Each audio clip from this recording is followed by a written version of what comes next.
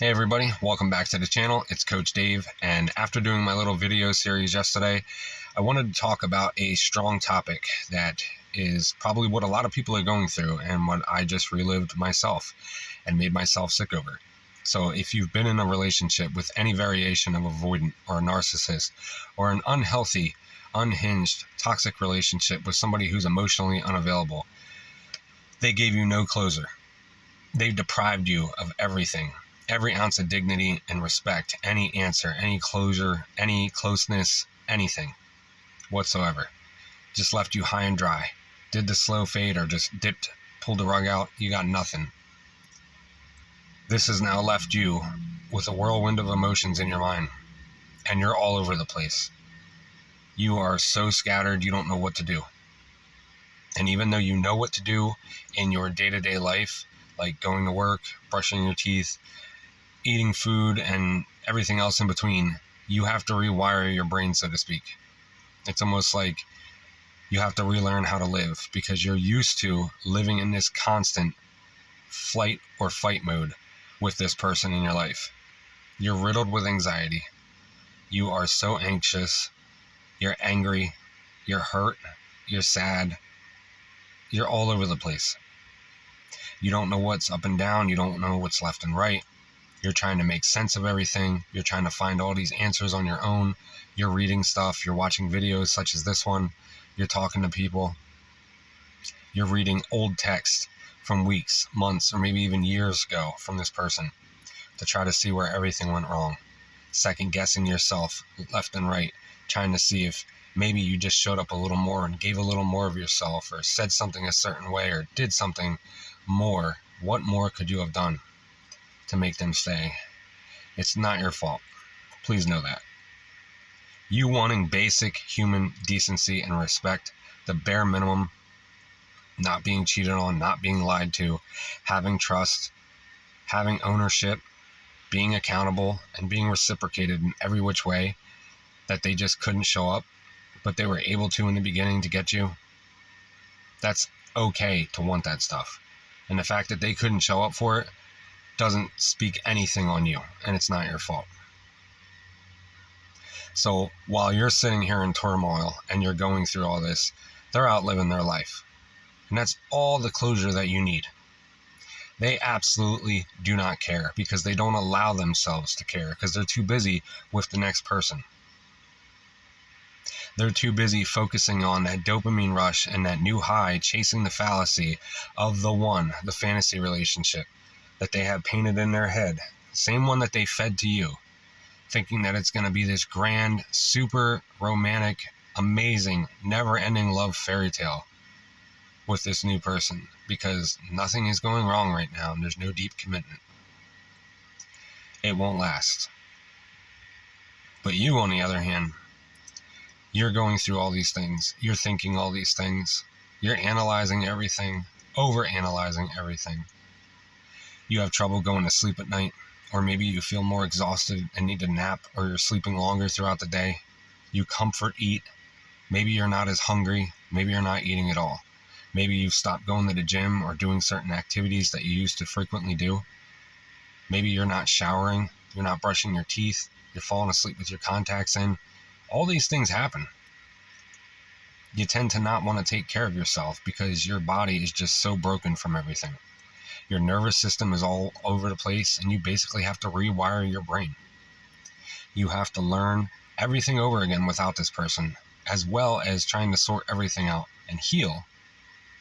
And then on top of it, you also have to focus on getting through it all, sorting it all out.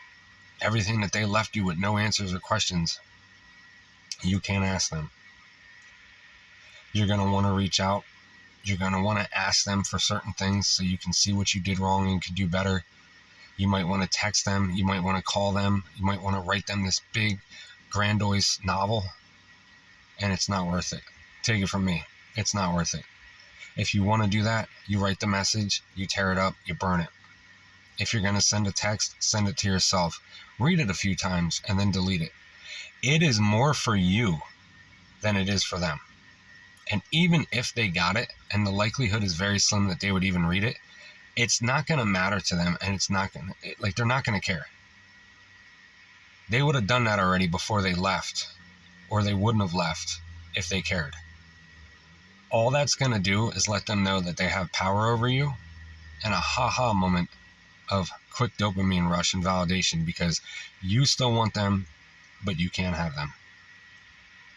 And it's just going to hurt you even more, because you might see that that message was read and you have no response for days or weeks or months. It's not worth it. You are worth more than that.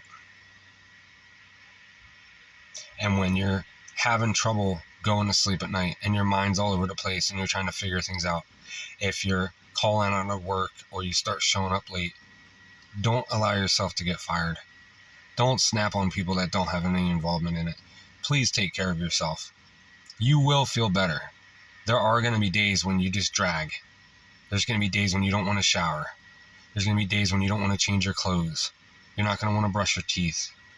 And I promise you, once you start doing that, you're just going to feel so much better. I know for me, when I would shave, which I'm about due for, that would make me feel better. I felt good about myself. I love the way that my beard looks when I do it. And then I took a shower and I felt better. I felt cleansed. Like everything that I was soaking in, getting it all out of my body, felt like I was releasing toxins.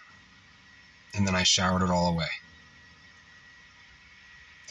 There's going to be times when, things are going to happen that are going to remind you of this person, whether it's shows, movies, certain foods, places, things. It's going to happen. And you use those moments not to think about the good times. You think about all the turmoil they put you through. You think about how they left you, and you rationalize it, and you know that it's not your fault. And you don't bury it down, and you don't ignore it, and you don't suppress it, and you don't just fill your plate up with a bunch of stuff and get so fixated and hyper-focused on work or hobbies or friends or family that you don't allow yourself to think or heal from any of these things. Because who does that? Avoidance of every size, shape, and color. Toxic, unemotionally available people and narcs do that. And you're not one of them. You're going to actually feel all the emotions. You're going to go through all the thought process. You're going to remember everything and every intricate detail. And you're going to figure it all out. You're going to sort it all out. You're going to rewire your brain, your nervous system. Everything's going to get better one day at a time. Normal, healthy people do that. They don't. They don't allow themselves to. But you're not them. And I know that doesn't seem fair. I know it seems like they're the ones that created all this chaos. They should have to deal with it.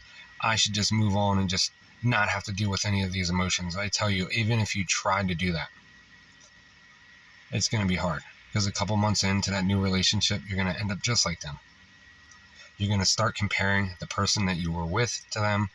You're going to start comparing everything, good and bad, and it's not healthy. That's why the relationships follow a toxic pattern, and it always ends in somebody being destroyed and them just skating away unscathed. You are the prize. They lost you.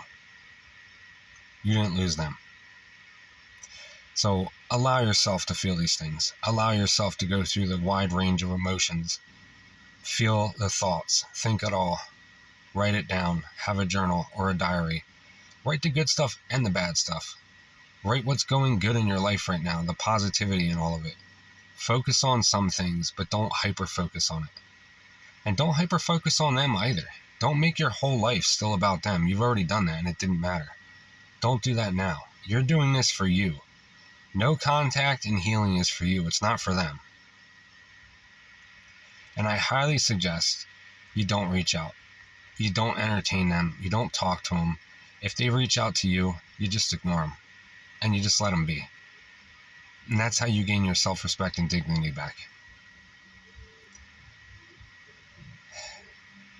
Seem to be having a little trouble with the videos glitching. There's a big storm going on right now. I'm not sure if that's what the cause is. I do apologize.